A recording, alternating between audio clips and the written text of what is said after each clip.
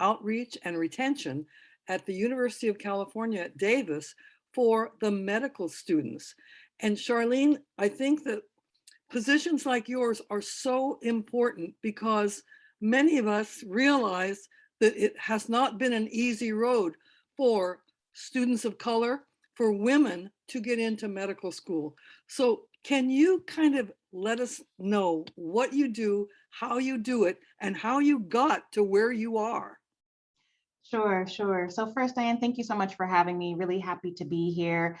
Um, where I got to where I am is a very interesting story. I'm actually a licensed therapist and newly minted psychologist. I just finished my doctorate recently. And I actually came to UC Davis School of Medicine to support students, advise them around academic wellness and career kind of like issues and goals. And when I got here, I quickly learned that I just had a passion for being involved in diversifying healthcare. I just learned so much about the health disparities and inequities that are happening here in California, particularly. I really took an interest on that. Luckily, I had some really great faculty mentors and leadership mentors here at the School of Medicine who really encouraged and fostered my creativity and innovation, just starting with trying to find better ways to support the students and build morale throughout this really challenging process. We have a great saying that if medical school was easy, everyone would do it. It's pretty hard to become a physician. Yeah.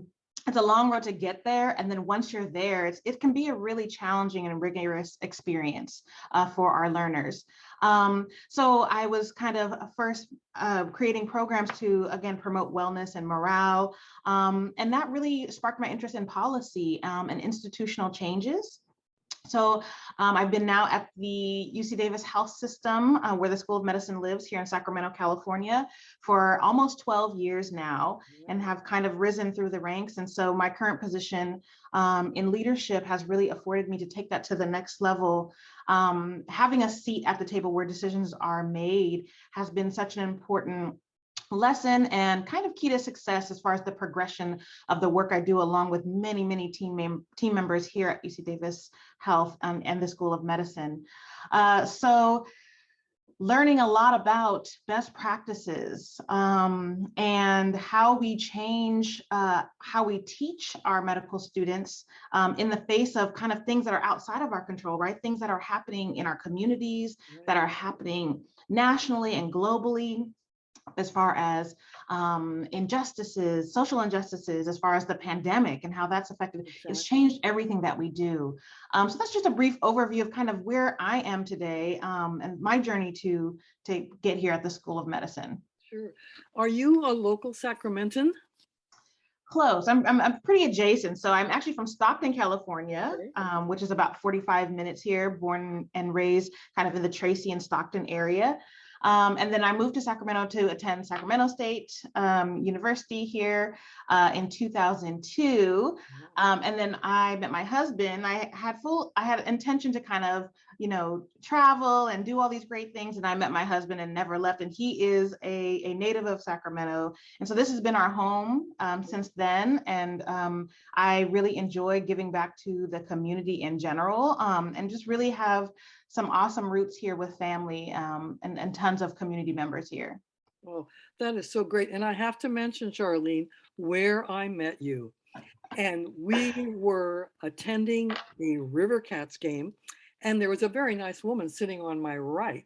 And we struck up a conversation, and now here you are on internet radio going across the globe and talking to people from everywhere. And I should say that we have every day we have about 600 people listening from around the world about some of the additional programs that we have been doing to actually reach out to members of the people of color, members of communities that have been traditionally discriminated against. And what we're trying to do is to have a little bit of an effort to help in really changing what's been going on for so long. So tell me, were you college bound in high school? Definitely not. I'm so glad you asked that, Diane, because I have an interesting, I call it obstacle or overcoming story. So again, I grew up majority in Tracy and Stockton. I moved to Stockton in 7th grade. I come from a single parent home. My mom actually only made it to the 4th grade. So I had really no high expectations for myself. I have no one in my family who's attended college. So for me, going to college, actually I had a very strict mother, and it was actually just so I could move out and have a little freedom. So I ended up going to Sac State, as I mentioned, and actually didn't do very well, actually was kicked out and dismissed. And I really didn't know what I wanted to do with my life, to be honest with you. So I ended up meeting with a community college counselor here in the Sacramento area, American River College. Her name is Dr. Judy May. She's one of my longtime mentors. But she really just motivated me and helped me realize my capability and potential. And so I attended community college for about a year, and then actually transferred back to Sac State. And it just very random chance, once I was finishing my undergraduate degree there in communications, organizational communications, a friend of mine was applying to master's programs and just asked me to apply with her as support. I just barely finished this first degree. I'm done with school. School's not for me. But I did it. I applied to 2 schools and got into 2 schools. And this was like unheard of for me. I just never pictured myself with any advanced degrees or even a college degree. And then I kind of just progressed from there. I've completed my master's at University of San Francisco in counseling psychology. So I'm, again, a licensed marriage and family therapist. And then deciding to get my doctorate working in academia basically really pushed me to teach and give back. So I think my journey is such a big part of why I'm doing what I'm doing and why I think I've been able to be successful at it, of course, with the help and support of many other team members. But I think access to education is so tied to socioeconomic status. Access to healthcare is so tied to socioeconomic status. And so a big goal of mine has been really to return to the community college. So I do part-time counseling there for students. I teach there. I actually teach in our medical school. I facilitate a couple of courses. So any engagement and interaction I can have with students where I can help keep them encouraged and motivated through this process is super important to me and my personal mission on really just demystifying this process. It is so complicated to get through education, and you just don't know what you don't know, what you can't see. So a big part of what I do is the outreach piece. I speak whenever people ask me to. So students ask me to come to community colleges and high schools and undergrads and middle schools. And I just love, number one, being a representation of them, right? Because I didn't see anyone who looked like me. When I was coming up to get me to college, until I got to Dr. Judy Mays, until I was in trouble already. So what I try to do is create like access to myself and this world early on. So, you know, people coming up behind me, younger learners, can understand that this is something that's attainable for them, whether it's my journey or going into medicine.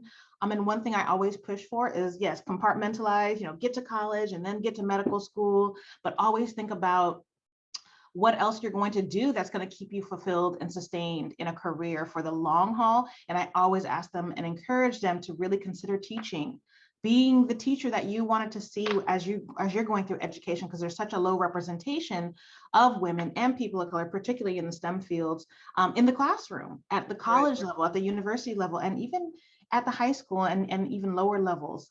So I really encourage all of my learners to keep that in the back of their mind for when they're ready to really approach that, think about being teachers and giving back in the way that they've seen others do so. Sure. You know, Charlene, I think that, like, since you've been working in the field for some time, you probably have witnessed some changes, like in attitudes, acceptance, and support policies. Is that true? Have you seen change? Or have you, but of course, not enough, but you have witnessed some changes. And I have to say, you're young and you've been doing this for, you know, a relatively lengthy time for your age, but still, you've probably seen some changes even since you've been in this field. Yeah. So I guess I will say exactly I will echo what you said. Changes, but not enough, like not even close to enough, to be honest with you. I think the fact that institutionally, leaders and systems of education particularly are more supportive and open to thinking about institutional approaches and policy to diversifying, fill in the blank, healthcare, higher education, faculty workforce, et cetera. Yeah. I think the challenge is this is long game work. Sure. And it's longer than I'd like it to be, that's for sure. But what really has been an ongoing challenge is I feel like it's a partially broken education system, right? We talked about socioeconomic status a little bit before, and that concept is such a key factor in the foundation of our problem on why it is so challenging to get through higher education. And in my instance, get to medical school, to get students to medical school. So when I think about who I'm targeting to recruit to diversify medicine, who I have to think about it from a patient care perspective. What patients aren't being served? Where are their health disparities? And what are key elements that would help address these things? And from a statistical standpoint, this is research proven, is that patients who share identity with their provider, they end up, their health outcomes are much better. So it ends up that they are more open with their physician, they're more compliant with their physician, they're more likely to see their physician for checkups rather than waiting till they have all of these comorbidities and multiple challenges, right? To when they're in trouble from a healthcare perspective. And so we know that those who come from underserved populations are going to go and serve underserved populations from a statistical standpoint.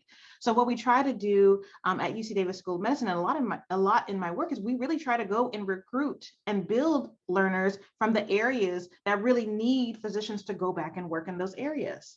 And so the challenge with that is that if you think about the word underserved, it correlates with being under-resourced. So we're going to areas where schools don't have the correct resources, families are in a lower income bracket. So that means that there aren't as many taxes going to the resources needed to help these students get through the process, to hire, the teachers that might be able to give them more exposure to some of this more complex content that shows up in colleges, right?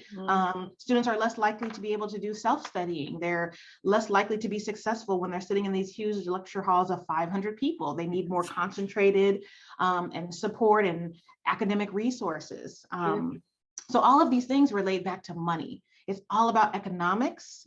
And then that's really been the challenge with kind of the disparity within getting those we really need through their education process. So that's why we have to start so young to give them that exposure, to start to connect them to resources. And it's hard for them not to get lost along the way because this journey is so long. So that's a long-winded answer to say this is such long game work. It's a very good answer. And I was going to ask you, what do you look for personally? What do you look for in a student? Should she or he have certain very high aptitude for biology or the sciences? Or is there something about like a balance between a very compassionate person and also the qualifications needed for medical school? Absolutely. I think that second part is it totally captures kind of what we've tried to do at UC Davis School of Medicine with holistic admissions. So yes, you have to do well academically because you need to be able to do medicine, right? Medical school is very hard academically, but that's certainly like one of many elements that makes a great physician. So my dean of admissions that I work with, he loves baseball. I also love baseball. Obviously, we met at a Rivers Cats game, but he compares it to kind of like the Moneyball concept, the movie with Brad Pitt in it, where when you're not looking for people who are going to keep hitting home runs all the time. That means nothing if you can't win, right? So if winning to us means we're building physicians that go serve the areas that need it the most, that doesn't happen because we have one person who can hit a bunch of home runs all the time. So it's like we're looking at the wrong things oftentimes in the medical education community on what makes a successful medical student. It isn't just their ability to do academically well, but it's their ability to get through medical school, to provide great patient care, and then to go and meet our mission, our goal, which is to serve the underserved populations for our school. And so, I have last year, I think with the surge in applications, I had almost 10,000 applicants. And just to give you context, California is a very competitive place for medical school applicants. They're in California, there's about 1,500 spots for first-year medical students each year. So if we had 10,000 applications, there's like maybe 9 or 10 medical schools here in California. again, there's not spots for everyone. So California actually exports a lot of medical students elsewhere in the country because there's so many people here that apply. So again, being academically talented, that's not what holds you back. Although I do reject many people who have, great test scores and 4.0s, because that's not the only thing that we're looking for. We're looking at what we call attributes and experiences. We want to see, do you have demonstrated experiences? If we're saying our mission is to serve underserved populations, what have you done to demonstrate that and showcase that within your scope as a pre-medical student? And then, do you have those attributes we're looking for, like emotional intelligence, like perseverance? Like, this is a long journey to get through medical school and residency. So have you failed before? We're not looking for like perfection, because that means you're not going to be able to deal with really harsh challenges of medicine, which is sometimes you will fail academically, but it's not only that, sometimes you will lose a patient. Sometimes you will have to give bad news to family members. Yes. So how do you bounce back from some really challenging situations? Like, we want to understand all of that. Communication. Do you respect other people on the multidisciplinary team and other perspectives? So we're looking for all these things that are just as important as doing really well academically. And we find that our students who come from diverse populations and underrepresented populations, they actually have more exposure to different types of people. And that really makes them valuable for medicine, because they've been exposed. And I think one of the great things, our school was actually number 4 in diversity this past year in the country. So I think, my, that's yeah, wonderful. it's a huge accomplishment for our school.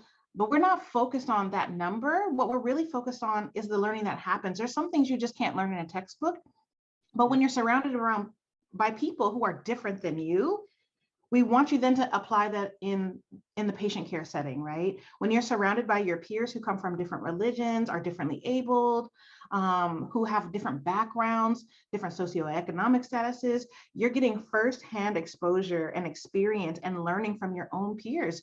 You can't teach someone how to be respectful of different perspectives from a textbook, right? It really comes from exposure. So it's not only that, we're creating this really diverse learning environment for students, and then they're going to go serve patients and be great.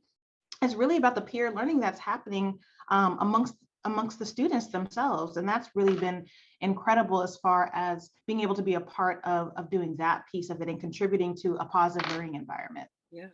Doesn't it surprise you that you chose this area, and look at how it has expanded and moved into other things? I mean, this has been, you're where you should be in a very timely manner to be able to address some of the disparities that have taken place.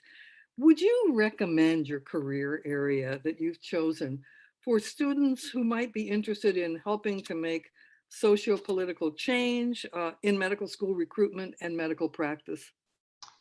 Absolutely. I think me getting here was complete fate. And there's a lot of support for my career trajectory. So I really love this. And I think if you think about doing this as a career, you have to be passionate about it. This certainly is not a 40-hour-a-week job the way I do it, the way I do Exactly. it is more than a labor of love. It's the right thing to do. For me, this is about really repairing and correcting injustices. Sure. So it's like the right thing to do. Although I do love it, I love connecting with students and supporting students in this process. This is the right thing to do when we think about systemic structures that have kept people who have been historically excluded out. Sure. This is about making that right. And if we don't do it now, right, then when will it ever happen? When will it ever happen? Exactly. So do you have one triumphant moment you would like to share with us that you knew you were doing some good and that our listeners would love to hear? Gosh. Okay, I'm gonna try to find one that doesn't make me cry, because I'm such a sap for this work. I actually have this big binder of like cards from my students and appreciation and isn't that things like wonderful? that. Oh, I just look at it sometimes and cry. Whenever I'm feeling like, a little overwhelmed about like workload or whatever, I just look at that and just cry. But if I say I would have to pick one thing, I'll pick a recent example. We actually, with my colleagues, just did this national webinar on kind of medical school admissions and like changing holistic practices. And I wasn't expecting anyone to even care about what we do at UC Davis School of Medicine. but there were over, I think 300 to 400 attendees. But it was more so the response. So we talked about all of our strategies, and it definitely isn't just one thing. There's this ecosystem of structural things and institutional things we've done, and like getting in the trenches with outreach. So there's a ton of things that we've done. And one thing that I really love is that, this huge webinar, I am myself all the time. I'm 100% authentic. And I love that I can bring that to kind of the masses, which, although this work is very serious, again, it's also something that I really enjoy. And so during the webinar, I was talking about basically how to keep your institution accountable, and really how that equates to money, to dollars. And I got such a great reaction from the crowd. But what stemmed from that is over 20 medical schools have reached out to our team on how to repeat this work. Yes. And for me, that was a defining moment, because I never expected an impact like that. I never expected people to want to learn from our model in such a big way and adopt it from a national perspective. So for me, of course, it's not just my work, it's many of my colleagues. But for me, it was a defining moment that, wow, we're really doing something right, and it's not perfect. And I think that part we were very transparent with on this webinar, is that innovation comes with failure. And that is okay. It is okay to try to do things that change the system and not get it right the first time. That is better than not trying at all. And it takes time. And I think we normalize that for this community, that it's okay if you don't get it right on the first time, but we have to keep working towards this work. And that was a really big light bulb for me, that what we're doing is infectious, but we're telling people it's okay to not get it exactly right on the first time, but we got to keep pushing forward as a community. So that was my story. Oh, well, that is absolutely inspiring, Charlene. And I just want to thank you for what you've done, and for appearing here today on CalmUnity Global Internet Radio. We really appreciate your time and efforts, and please continue what you're doing, because you're changing the lives of so many people. Thanks again. Thank you, Diane.